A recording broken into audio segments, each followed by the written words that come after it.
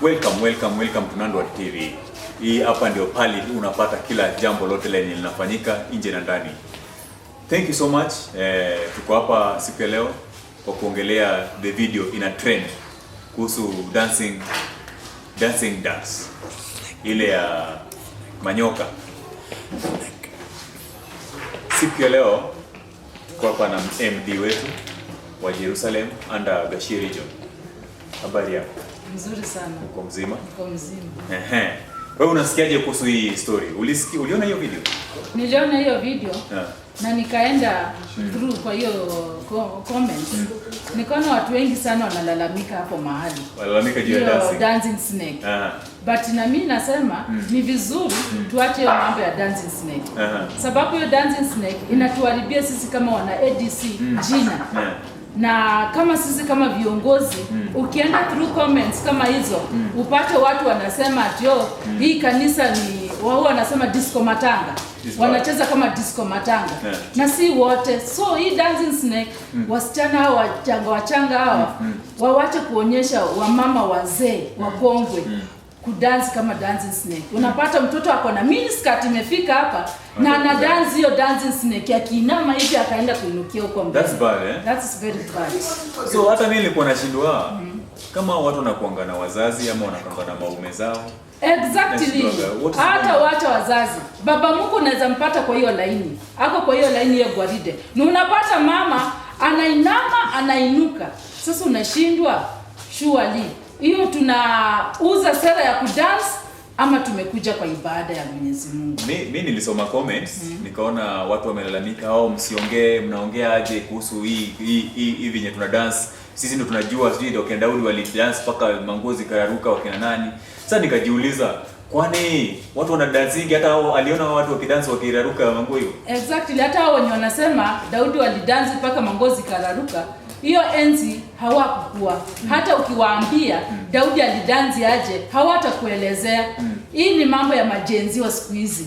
Sababu hata ADC mwanzoni ikianza ilikuwa na heshima zake. Watu walikuwa na danzi ile mzuri slow motion.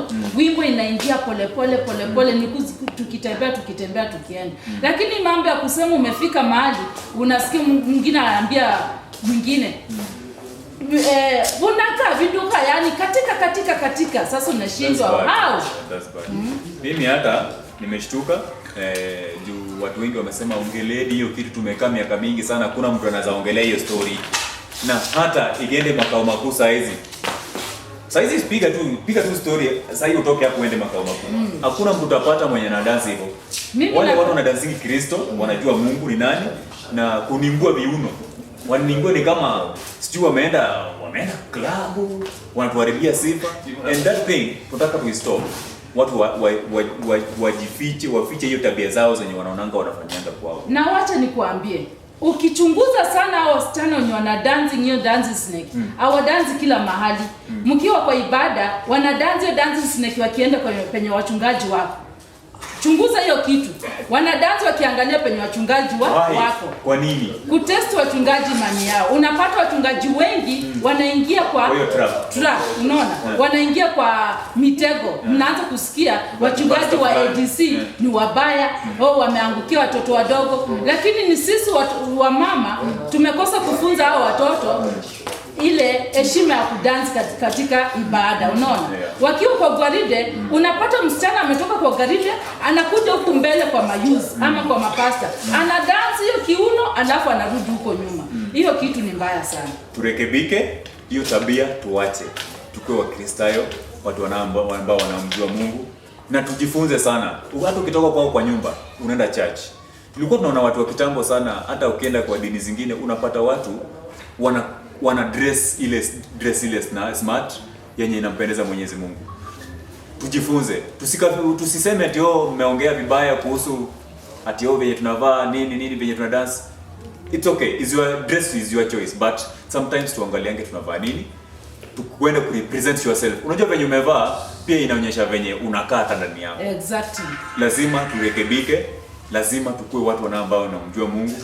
Lazima tusiharibie hii church yetu, hii African Divine Church. sifa, because watu wametuchukulia hata tukitembea kwa barabara tunakaa kama wenda wazimu, because wanaangalia venye tuna dance wanasema hakuna Mungu hapa, but there is God here. First thing, tukitoka kwa nyumba tujisitiri. Kiswahili nasema tujisitiri.